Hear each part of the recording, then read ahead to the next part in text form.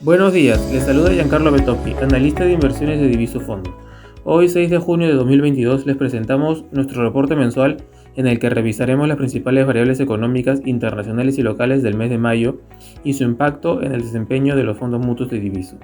En Estados Unidos, la Reserva Federal aumentó las tasas en 50 puntos básicos en mayo. Habiendo sido advertido previamente en abril, este aumento estuvo en línea con las expectativas de mercado y, por lo tanto, no provocó un aumento en los rendimientos de los Estados Unidos. El mercado ahora está valorando otras dos subidas secuenciales de 50 puntos básicos en junio y julio.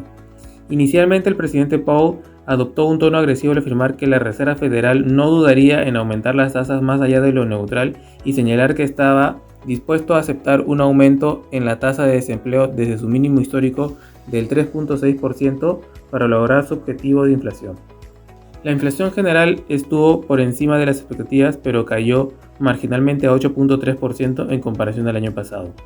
A lo largo del mes aumentaron los riesgos para el crecimiento y, a medida que finalizaba el mes, los mensajes del comité se volvieron más mixtos, lo que introdujo volatilidad en el mercado hacia finales de mes. En China se continuó lidiando con la variante Omicron. Shanghái pasó la mayor parte de mayo encerrada y, aunque a medida que avanzaba el mes se produjo cierta reapertura, las autoridades anunciaron que recién se llevará a cabo una reapertura general gradual durante junio.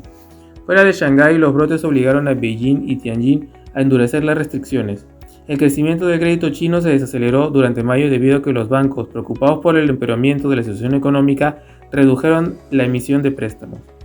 En respuesta, el Banco Popular de China los presionó para que aumentaran la emisión de préstamos y recortaron una tasa de referencia clave en 15 puntos básicos para respaldar los precios de la vivienda.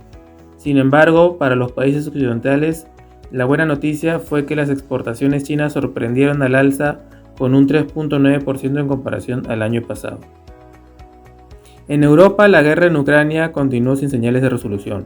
Si bien ha habido llamados a una solución diplomática, las líneas rojas actuales establecidas por ambas partes parecen incompatibles.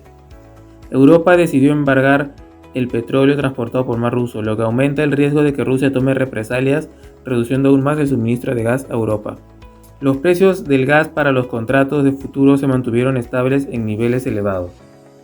Los mercados laborales continuaron endureciéndose. El desempleo en el Reino Unido cayó al nivel más bajo desde 1974, mientras que el desempleo en la eurozona ahora es el más bajo registrado. Esto apoyó una aceleración en el crecimiento de los salarios en ambas economías, pero con una inflación muy alta. Los salarios reales se mantuvieron negativos. La confianza del consumidor europeo, aunque todavía baja, mejoró en mayo y las encuestas empresariales resistieron. Esto debería dar al Banco Central Europeo más confianza para subir los tipos de interés ante una inflación del 8.1%. La presidenta Lagarde aclaró la posición del banco, indicando que era probable una primera subida de tasa de interés en julio, junto con el fin de las compras de activos a principios del tercer trimestre de 2022. A nivel local, la actividad económica registró en marzo un aumento de 3.79%. Esta actividad económica durante los últimos 12 meses presentó un aumento del 13.19%. Los sectores que registraron mayor crecimiento en el mes de marzo han sido el sector alojamiento y restaurantes 0.90 puntos porcentuales, transporte y almacenamiento 0.63, comercio 0.63, otros servicios 0.60 y manufactura 0.25 puntos porcentuales. Los sectores que presentaron aportes negativos en el mes de marzo han sido el sector construcción menos 0.03, pesca menos 0.12 y financiero y seguros menos 0.39 puntos porcentuales.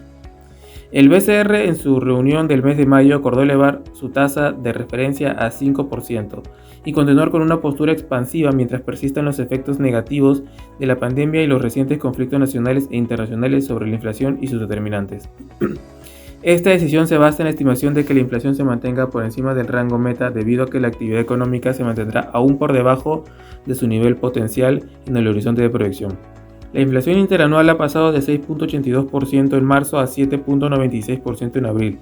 Las expectativas de inflación a 12 meses se incrementaron en marzo a 4.62%. Se proyecta que la inflación retornaría al rango meta entre el segundo y tercer trimestre del próximo año.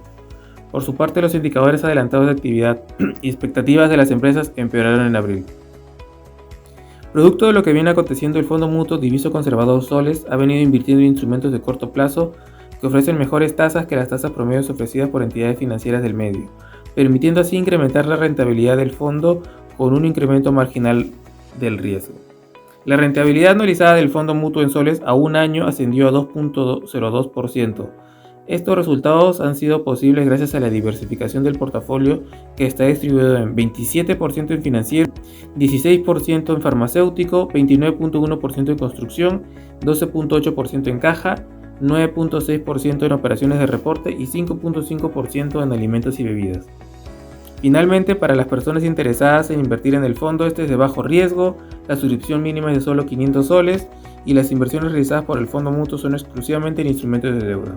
La clasificación de riesgo es de grado de inversión AA con perspectiva estable.